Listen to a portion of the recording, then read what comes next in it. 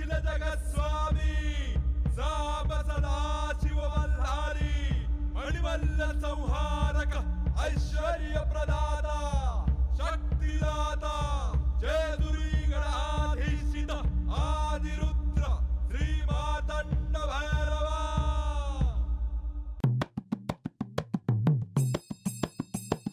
जय देवा जय देवा जय देवा जय देवा जय देवा जय शिव मार्तंडा.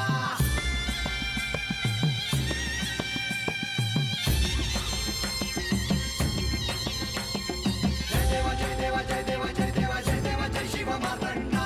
हरिवर्धना मल्हारी तुझी प्रचंडा.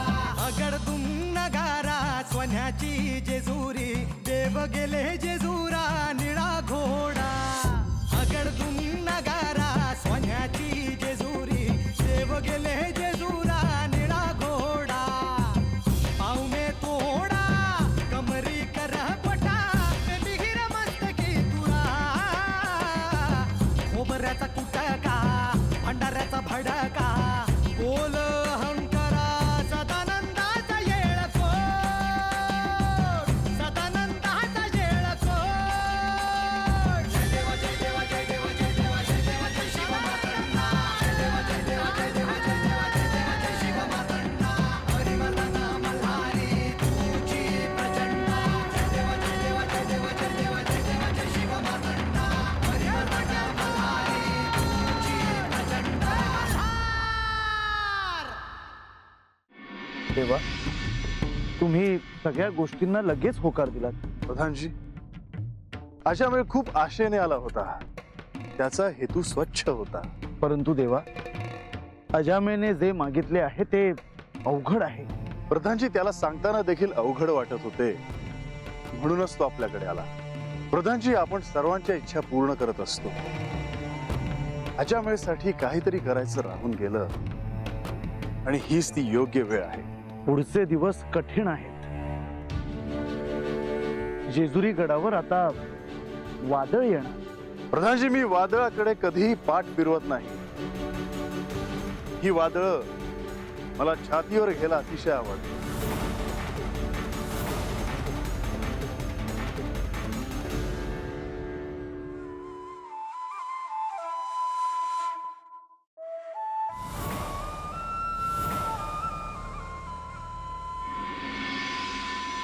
कवा धन कुणी येईना झालं.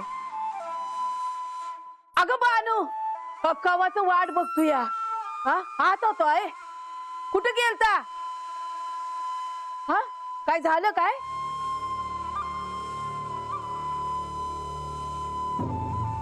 आता काय झालं काय.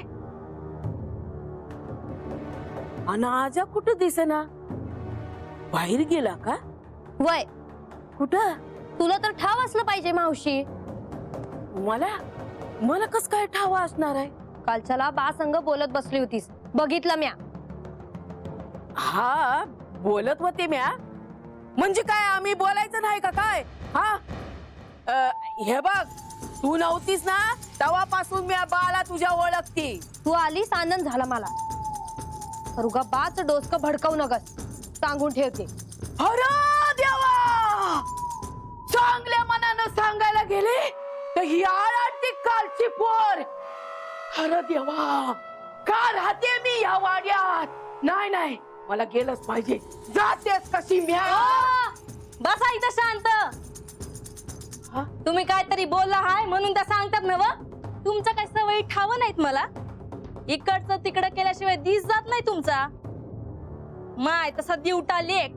ए नाही म्हणजे उग मला काय बाय बोलू नका आधी सांगू. मावशे तू आजाला काय म्हणलीस ग. सांगितलं बाजून मला. तुला काय करायचं हाय ग. आली हायस 2 दिवस गप गुमान राहा की. उग मला शब्द बोलायला लागले.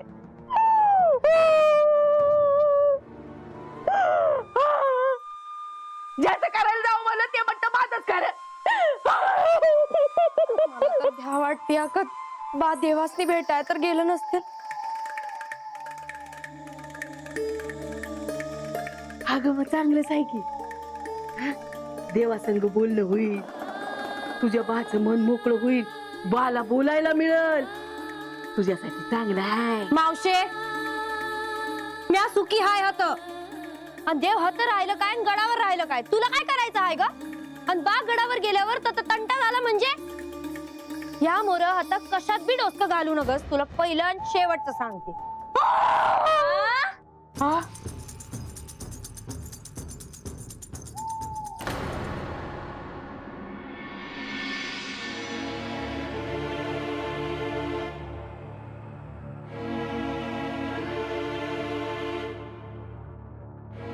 म्हाळसा, तू कधी आलीस?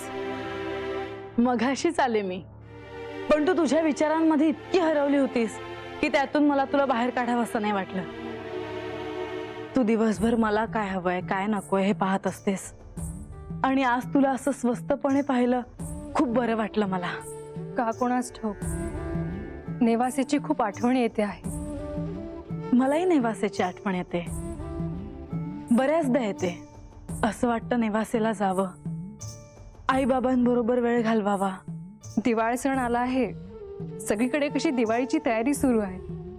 मला राहवलं नाही ग, मला आपण वाड्यात साजरी करायचो ना ती दिवाळी आठवली. माझं असं वाटतं की आपण पुन्हा जावं नेवासेला. माझ्या मनात जायचा विचार येऊनही यांनी जाऊ दिलं नव्हतं मला. जे आज ना उद्या तुला कळणारच आहे. ह्या आख्यानातून तुला ते सापडणार आहे. त्यासाठी नेवासेला जाण्याची काय आवश्यकता आहे? मलाही आई बाबांना भेटायची आता ओढ लागलीये ग. तूच पत्र पाठवून त्यांना इथे बोलवून घे ना, त्यांना बरं वाटेल, तुला देखील बरं वाटेल आणि मला देखील खूप बरं वाटेल ते इथे आले तर. किती दिवस झालेत त्यांना बघितलं नाही, त्यांच्याशी बोलले नाही.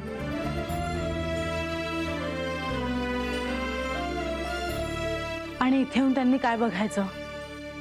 माझा हा संसार, माझा हा असा संसार बघून त्यांना काय वाटेल हा विचारही करवत नाहीये मला.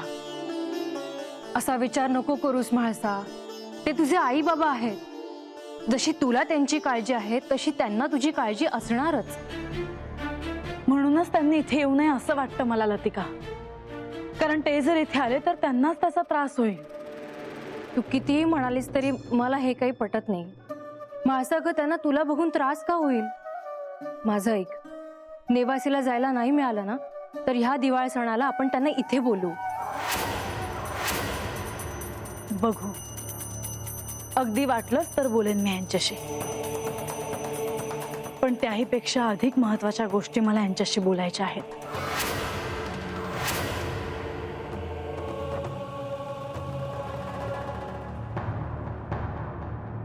मी तुम्हालाच भेटायला येत होते. मला तुमच्याशी एका महत्वाच्या विषयावर बोलायचं होतं. आणि मला देखील. तुम्ही काळजीत दिसता आहात. काय झालं आहे? जे व्हायचं होतं तेच घडलं आहे. आजपर्यंत बाणाईचे वडील म्हणून अजामिळने आपले कार्य पूर्ण केले, परंतु त्याच कार्यासाठी आज तो श्री खंडेरायांना भेटायला आला होता. कोणते कार्य? दीपावलीच्या निमित्ताने श्री खंडेरायांनी बाणाईला घेऊन चंदनपुरीला यावं हे आमंत्रण देण्याकरता अजामिळ आला होता. मग श्री खंडेराय काय म्हणाले? श्री खंडेराय भोळे आहेत, सांब सदाशिव आहेत. ते रीतीप्रमाणे चंदनपुरीला जाणारच. त्यांनी कोणत्याही वचनात अडकू नये असं मला वाटत होतं, परंतु त्यांनी अजामिळला होकार कळवला आहे.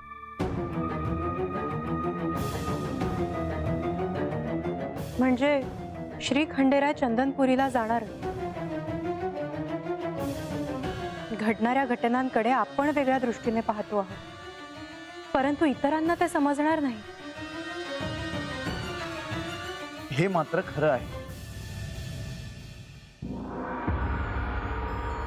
परंतु देवी, तुम्हाला देखील काही सांगायचं होतं असं तुम्ही म्हणाला होतात. हो, तिकडे अजामिळशी तुमचं बोलणं सुरू असताना इथे गडावर निराळच सुरू होतं. आतापर्यंत म्हाळसा देवींना बानूचा ह्या गडावर येणं मान्य नव्हतं, परंतु आता तर त्यांना ती ह्या गडाच्या पायथ्याशी देखील नको आहे. तिने जेजुरीत सोडून जावं अशा विचारात त्या आहेत. हे चांगलं लक्षण नव्हे देवी. हे मला कळतं आहे, परंतु आहे हे असं आहे. अहो, मला तुम्हाला आणखी एक सांगायचं आहे. काय? ह्या वेळी तुम्ही श्री खंडेरायांबरोबर चंदनपुरीला जाऊ नये. देवी, मी स्वतःहून जाणार नाही, परंतु जर श्री खंडेरायांनी तशी विचारणा केली तर मला निर्णय घ्यावा लागेल. आणि तुम्ही न जाणंच योग्य ठरेल, कारण इथे जेजुरीत म्हाळसादेवी एकट्या पडतील आणि अशा वेळी आपण त्यांच्यासोबत असणं आवश्यक आहे.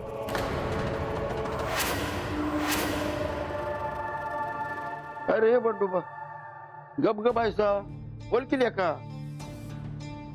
न ग उगा तुझ्याशी बोलल्यावर तुला असं वाटतंय की मी तुझ्याकडून काहीतरी काढून घेतो या. न ग अरे आता तोंड उचकटलंच आहे तर बोल की, विचार काय विचारायचं ते. पानाईचं पात देवसनी भेटाय करे पठावर गेलं होतं. मला काय माहित. गेलं होतं हा? तर आपले सैनिक होतं ना, त्यांच्याकडूनच कळलं मला. अरे भेटलं बी असतील. अरे हातगडावर म्हाळसादेवी त्यासनी भेटून देत नाही तर ते तरी काय करणार. पर काय रे बंडोबा, तू इतका कशा पाय विचार करतोय सा. कशाला भेटायला गेले असत्याल त्याचा. आता कशा पाय म्हणजे, अरे बाणाईचं बा आहे तिथे. अरे काहीतरी बोलायचं असेल त्यांनी. नाही नाही, काहीतरी काम असल्या बिगर नाही जाणार ते भेटायला. त्यांच्या मनात काहीतरी असणार बघ, आणि काय तेच कळना झाले. बंडोबा, तू बी ना नाही त्याचा लई विचार करतोय बघ. त्या परीस काम काय काय राहिलेत ना त्याचा विचार कर. वय वय अरे गणोबा, आता माझ्या का तुला सांगितलं आहे ना, ते कोणाला सांगू नको. हे भिंतीला कान असता ते ठाव आहे ना. हा उगाच कुणासनी काय बाय सांगायचा आणि मास देवीला करायचं. मग ते तुला बोलून घेतील आणि विचारतील काय काय झालं ते. मग बसशील. ए थांब, तुला आता दाखवतोस, मला शिकवतोस होय. जाव. ए जाऊ दे, चल कामाला जाऊ दे. आला मोठा छान.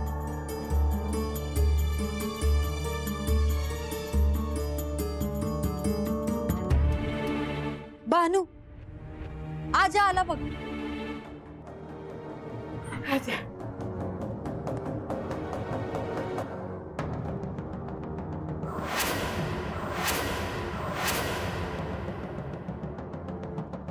शिंग आले ती काय.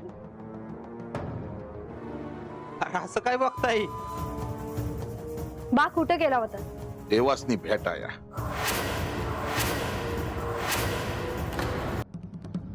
म्हणजे तू देवासनी भेटायला गेला होतास. मला का नाही सांगितलं जाताना. सांगितलं असतं तू नसतं जाऊ दिलं मला. आजा असं जीवाला घोर लावत्यात वय.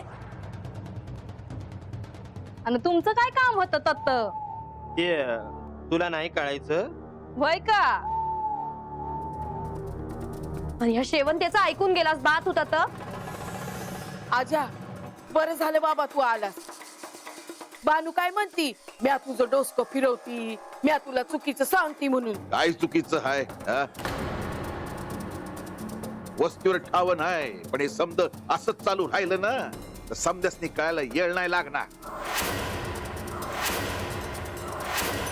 बा अरे हे सांगायला तू गडावर गेला होतास. गडाम नाही, बाहेरच भेटलं होतं देवान परदांची. अरे आता माझा जीव जाई पत्रू वाट बघणार आहेस का. सांग की बिगी बिगी. देवासनी दिवाळीचं आवतान द्यायला गेलो होतो. अगं लग्न झाल्यानंतरची पहिली दिवाळी हाय. चंदनपुरीला येणार आहे देव.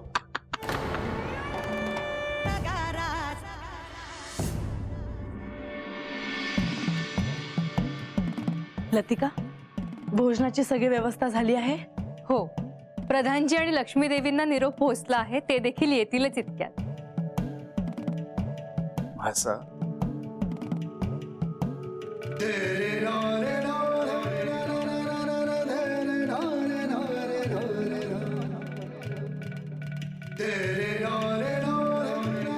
मी तुमचीच वाट पाहत होते.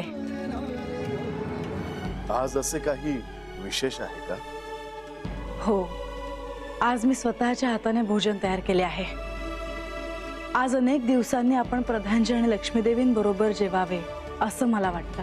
म्हणजे तू त्यांना सुद्धा भोजनाला बोलवलं आहेस? हो, आता कोणत्याही क्षणी ते इथे पोहोचतीलच.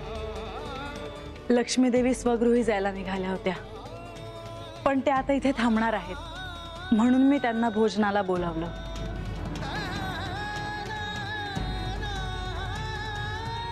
तुम्ही आज अंतःपुरात आला नाही? होय, राज्याच्या कामासाठी प्रधानजींसोबत गेलो होतो. तुझं काही काम होतं का? हो, मी सांगितलेल्या गोष्टीबद्दल तुम्ही काही बोलला नाही, त्याविषयी थोडं विचारायचं होतं.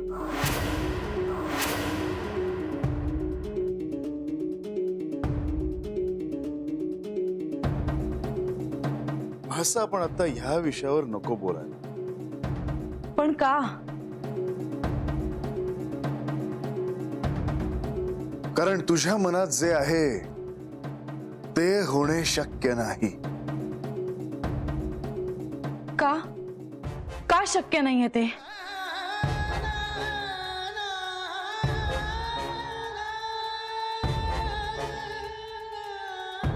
म्हाळसा, या देवी, या बंधू.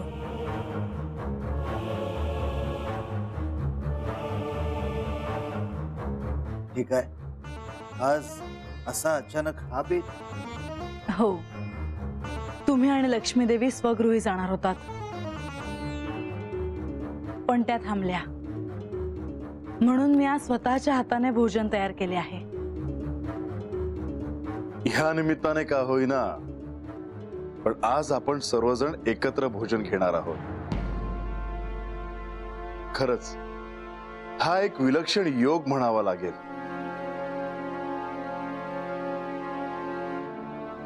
लतिका, सेविकांना बोलवून पानं वाढायला घे. हो. आता लक्ष्मीदेवी इथेच थांबणार आहेत, त्यामुळे यावेळी दिवाळी आपण एकत्र साजरी करूया. बंधू, दिवाळी निमित्त राज्यात अनेक कार्य व्हावी अशी माझी इच्छा आहे. प्रजेसाठी अनेक उपक्रम राबवावेत, योजना कराव्यात, आणि दिवाळी निमित्त गडावर फराळाचं काय हवंय काय नकोय ते देखील बघायला हवं. जशी आपली इच्छा देवी. म्हाळसा, पानं तयार आहेत. या. या.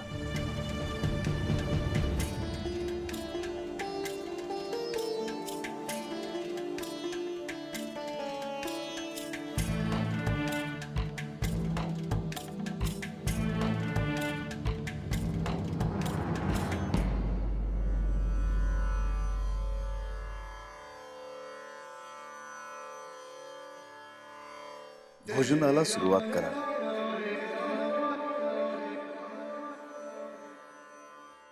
बंधू,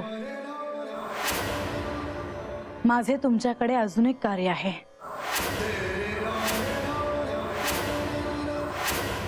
अरे अरे होय होय होय होय होय होय अरे होय होय होय.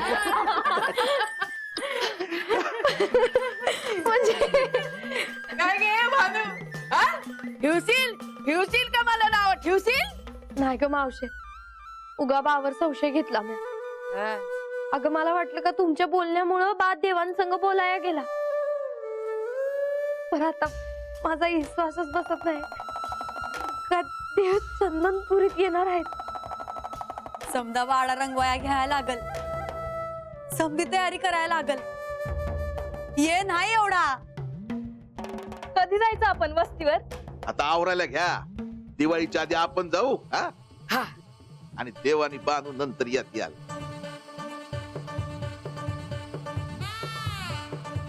लाजली बघ कशी बानूबया. म्हणजे आता बानूला खंडू गावडाच्या समध्या गोष्टी आठवणार तर. कोण खंडू गावडा?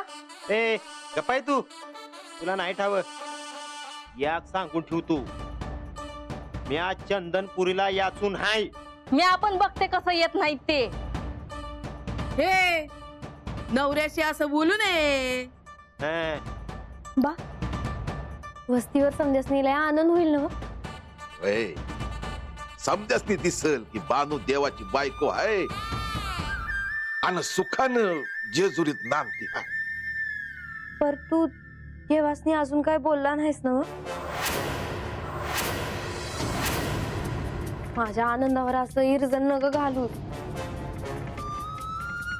अरे सांग की बा, तू देवाकडं काय बी मागितलं नाहीस ना.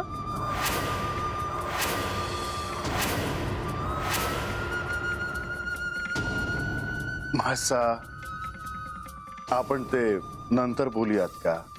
नाही. तुम्हाला ही गोष्ट ठाऊक असावी म्हणून मी हे म्हणाले. मला गडाच्या मध्यावर असलेला तो वाडा त्या ठिकाणी नको आहे. म्हाळसा,